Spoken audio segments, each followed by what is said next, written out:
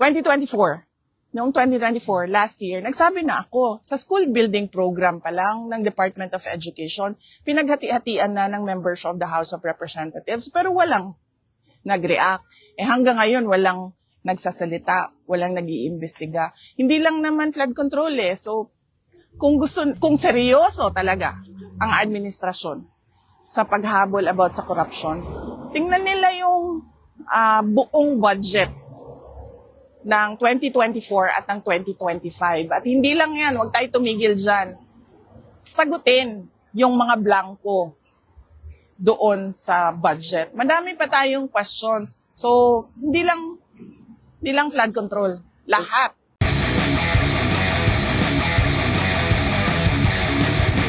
Yes, oo, mga last month siguro yun, no? Nagsabi siya kay Veronica, kay Kitty, na gusto niya sana na personal kami makausap. Kaming 4 na magkakapatid at meron siyang mga sasabihin. So nag-schedule ngayon na nandito kaming 3 during sa shift or sa kung kailan na bibisita si Kitty. Sinunod namin yung schedule niya kasi siya yung may pasok sa school.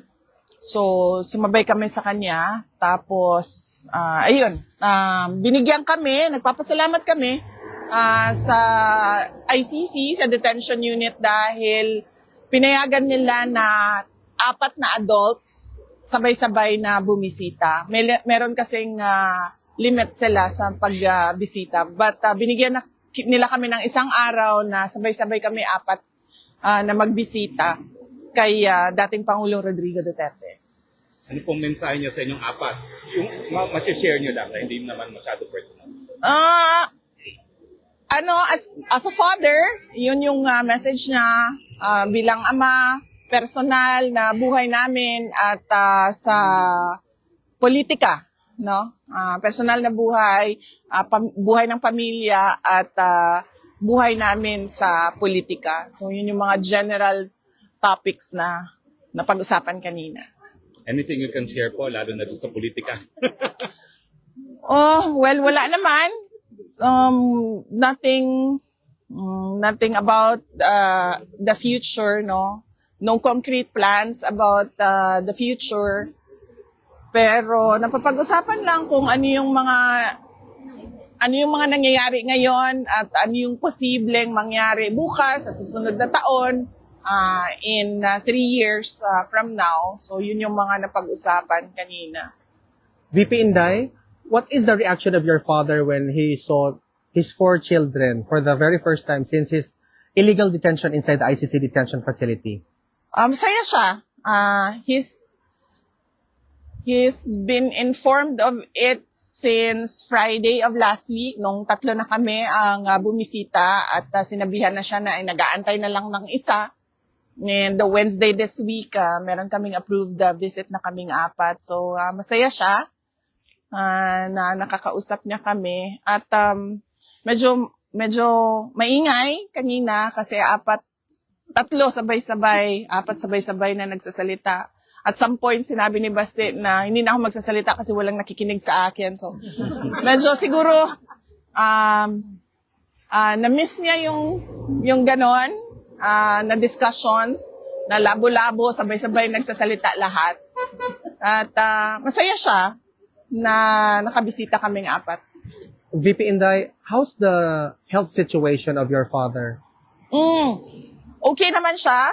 Kanina, chinek namin siya. Minasahe siya for 1.5 hours ni Congressman Pulong Duterte. So, minasahe yung 2 paa niya and then inano yung circulation because napansin niya na medyo gray, ashen gray yung kanyang isang paa. So, minasahe ng maayos para maayos din yung circulation. Minasahe yung 2 arms niya, yung likod niya, yung kanyang leeg. Minasahe din ni Congressman Pulong Duterte.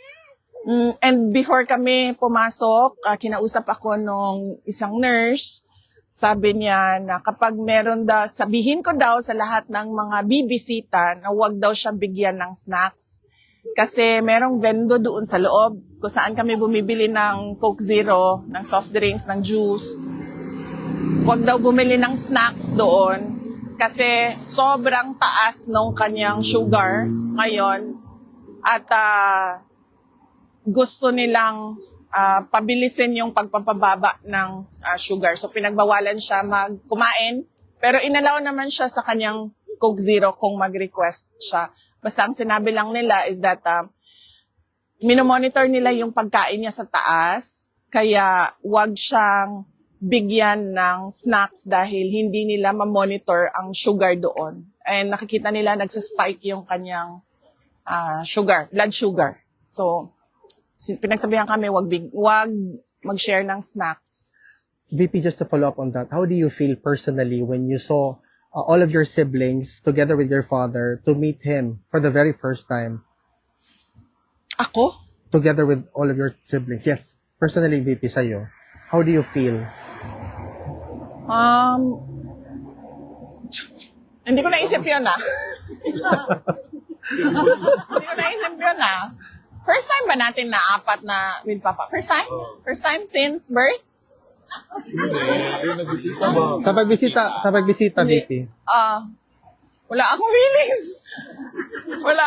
Hindi ko naisip yon. Pero ang sa akin lang is that kung ano yung makapagpasaya sa kanya, yun ang gagawin. So, nag-request siya ng personal na pagkikita na kaming 5. So, binigay namin sa kanya yon. Thank you, VP. VP, first time kasi na nakapanayam kayo since the dismissal of the impeachment, no? Ano yung naging reaction niya and any advice si Tatay Digong sa inyo now that the impeachment was dismissed, although there is a pending MR? Tagal na nun Wait lang.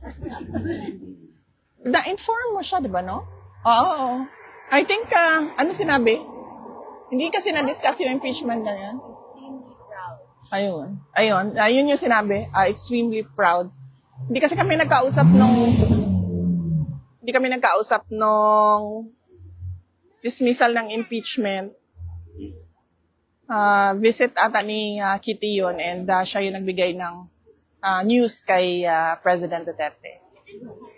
Any advice for your future political plans? Tatay Digong? Wala kami pinag-usapan na 2028 elections kanina. VP, on a completely different matter, the lead counsel attorney Nicholas Kaufman made mention that he is appealing or he's waiting for the government of Bongbong Marcos to schedule an appointment for him to negotiate because he wants the immediate return of your father during that time today daw. Oo. Can you weigh in to this statement of Attorney Nicholas Kaufman? Is that possible or should we ask this question na lang kay Attorney Kaufman? I think it is best if we ask Attorney Nicholas Kaufman to explain his statement kasi I cannot speak for him and I cannot say kung ano yung I cannot say what his plans are. Thank you, VP. But do you think PBBM will allow him back? I cannot speak for BBM as well. So CIA, sino tanungin mo? Ha? Sino? Ha? Sino kasi? CIA. VP, ngayon lang yung nagdemanda si Yorme, Mayor Isko, kay Congressman Chua regarding sa mga flood control. What's your opinion at saka would you encourage other mayors na i-demanda yung mga congressman nila na merong mga palpak o ghost projects? yes, oo. Trabaho ng trabaho ng Commission on Audit na mag-imbestiga kung meron silang makita na anomalya sa mga projects, no. So based on their audit or based on investigation sa DPWH, kung hindi man dahil sila yung iniimbestigahan based on NBI or special committee ng DOJ na mag-imbestiga, dapat talaga pagpanagutin yung mga public officials at yung mga contractors ng ghost projects at ng substandard projects dahil delikado yun sa mga mamamayan. At saka, huwag tayo tumigil sa flood control projects dahil noong 2024, noong 2024, last year, nagsabi na ako, sa school building program pa lang ng Department of Education, pinaghati-hatian na ng members of the House of Representatives, pero walang nag-react. Hanggang ngayon, walang nagsasalita, walang nag-iimbestiga. Hindi lang naman flood control So, kung seryoso talaga ang administrasyon sa paghabol about sa corruption, tingnan nila yung buong budget ng 2024 at ng 2025. At hindi lang yan, huwag tayo tumigil dyan. Sagutin yung mga blanco doon sa budget. Madami pa tayong questions. So, hindi lang flood control. Lahat. Since ma'am you have information dun sa dati kayong Deputy Secretary, are you willing to appear sa Senate hearing ni Marcoleta para ibulgar itong mga humingi sa inyo noon ng proyekt ng parte sa DepEd? Hindi naman sila humingi ng parte sa amin Kasi diretso nilang kinuha yung budget. Diretso nilang kinuha ang school building program, ang SBP, at pinaghati-hatian nila sa loob ng House of Representatives. At diniretso nilang inattach yung listahan nila doon sa GAA version, House version ng GAA.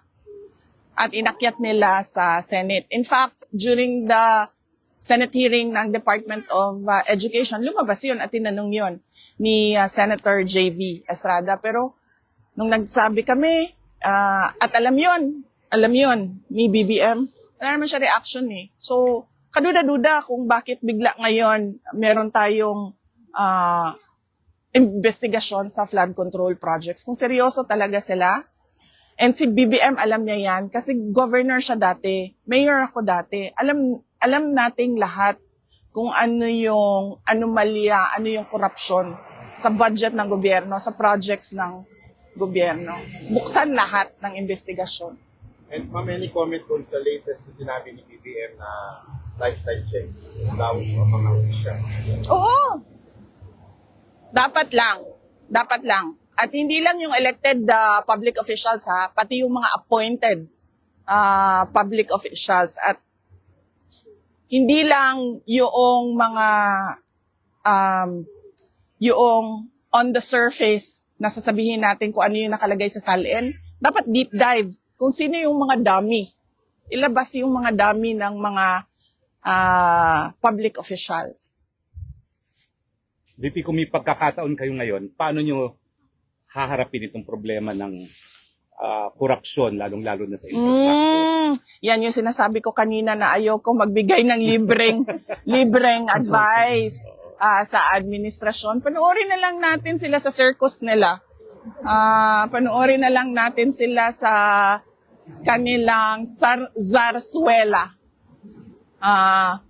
Corruption, tapos flood control lang. Ang daming projects sa gobyerno, hindi lang flood. So yun. Yan lang po. Okay. At kailangan ko magpasalamat. Unang-una sa inyong lahat. Ang aming pamilya po ay nagpapasalamat sa inyong lahat. Nandito kayo sa Hague. Yung iba, hindi taga Netherlands. Meron pang galing sa malayong New Zealand.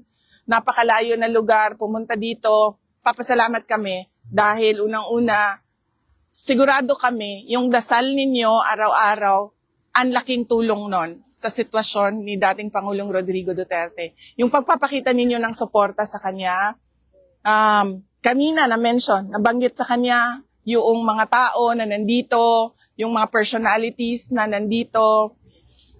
We mentioned you, and then he smiled kasi noong nasa Davao siya, nanonood siya ng mga content at mga vlogs mo. So, nagpapasalamat siya at nagpapasalamat kami lalong-lalo na mga anak niya sa tulong ninyo sa kampanya, sa tulong ninyo, sa dasal ninyo at sa pagpapakita ninyo ng suporta kay Pwede ba dating ako si Pangulong Anton, Duterte. SMNI? Yes. Last question. Oo. Ayoko na magbigay ng libreng legal advice. Ayoko na magbigay ng libreng legal advice at professional advice sa administration dahil Wala na tayong aasahan sa administrasyon na ito. 2028 daw. Sa Sa September 23, ano ba yung aasahan daw ng mga Pilipino? Wala pa tayong, antayin na lang natin no, ang announcements ng defense team ni dating Pangulong Rodrigo Duterte. Pero ang pagkakaalam ko ay meron tayong pagtitipon sa 21 at 20 at 21. Yes. 20, We have- 21, O, tatlong araw na. 22. Actually, ma'am, it's from 19 to the 24th. 19, 20, 21, 22, 23, 24. Okay, 19, 6 days. Okay. September. Opo. So merong pagtitipon ang mga Filipinos dito sa The Hague 19 and September 19 until September 24. 26 yan. So yun yung mga mangyayari sa We will also buwan ng have the September. exhibits, ma'am, also. We will reinstall the exhibits that Yes. sa Lanban. Opo. Okay, sige. Pahula kami. Okay, sige, sige. Reinstall the exhibits. Maraming salamat Maraming salamat sa suporta ninyo. And sa 20 and 21, meron din sa Japan. Malaki yung hinanda ng Filipino community sa Japan, September 20 and 21. Nagpapasalamat kami na hindi kayo bumibitaw. Yes. Maraming salamat. Hanggang sa dulo. Hanggang sa dulo. Ang tanong, malaki rin ba dito sa Netherlands? Malaki rin ba? Yes! Sigurado kayo? Yes!